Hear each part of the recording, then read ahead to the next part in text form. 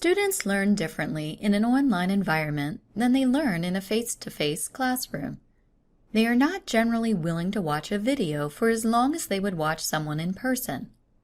And because you lose the body language and visual cues that allow you to adjust a face-to-face lecture, it's critical that you keep your presentation message clear and simple. So what are the best practices? First, take your long lecture and break it into short chunks. Aim for 2 to 7 minutes in length for each presentation video. 5 minutes is usually good. Organize the chunks into logical groups.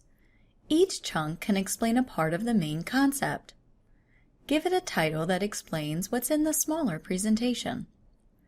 Chunking content helps students focus attention, and it can help students to easily review and remediate specific chunks of content they are struggling with.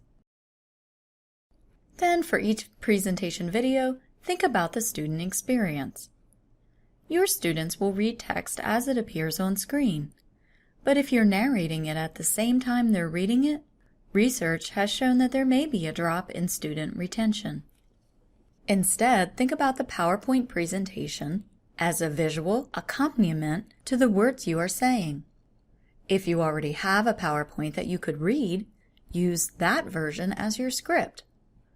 And then create a separate version for students to view. If you're starting from scratch, actually write a script in another document or in your slide notes. This can help you to organize. Students will be viewing the PowerPoint presentation online, so the presentation should be structured in a way that helps them to learn using best practices for multimedia and online learning. First, let's think about the text. A lot of text on the screen can lose students. Why? Well, research has shown that learning increases when we actually decrease the extra information on each slide. For each presentation, focus on the key points. Cut all the minor details that may distract some students. Ask yourself, what are the key concepts? What are the big ideas? And make sure it's clear in your presentations. Then, highlight the key points. When you get to a critical point, be bold. Use a solid background and lay a simple question or statement over it. Bullets are okay, just don't show them all at once. Show them as you're discussing each bullet item. If you have a lot to say about one of the bullets, put it on its own slide. Be clear, be concise. Online learning loses the face-to-face aspects, like seeing student faces to check if they understand, and the ability to ask questions on the spot. So you really need to be clear and concise with your message. Think about ways to create a richer experience for students. If we can help learners to frame and organize information, it improves long-term retention. So share stories, give personal examples, use metaphors or analogies, categorize information, present problems and walk students through solving them, use case studies or scenarios. The text on screen should be easy to read. Some experts recommend keeping font at 16 points or larger.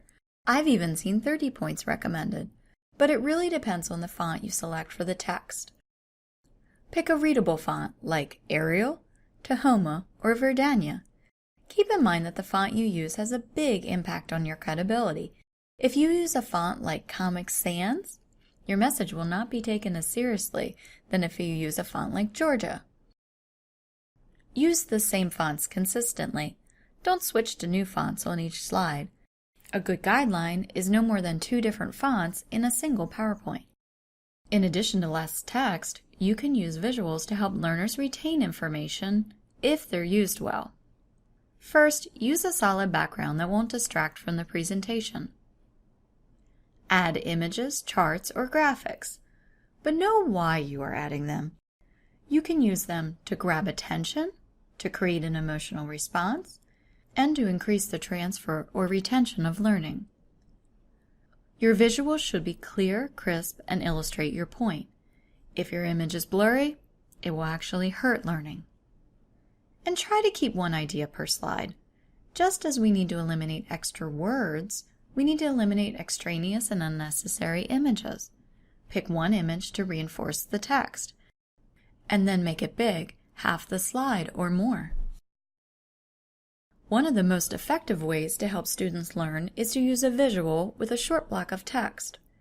While a strong visual with accompanying text description can help guide learning, long text might take more mental processing. So to increase retention, it's better to just use keywords or phrases directly from the narration, so they're redundant, close to the visual. Also, be careful with color. A significant percentage of the population has a decreased ability to perceive color differences, although exact figures vary. Generally, it's best to try for simple colors, and make sure there's a high ratio of contrast between any colors, black and white, or white and black. The contrast should be obvious. So you've got this great presentation that's really going to help your students learn. Anything else? Just a few things. When you narrate your presentation, time the text and images to appear in time with the narration. Don't go wild with animations. Just simple fades are good. And give the file a name that's clear and makes sense. But most of all, enjoy the process. There's a science and art involved in making effective presentations for online learning, and practice definitely helps.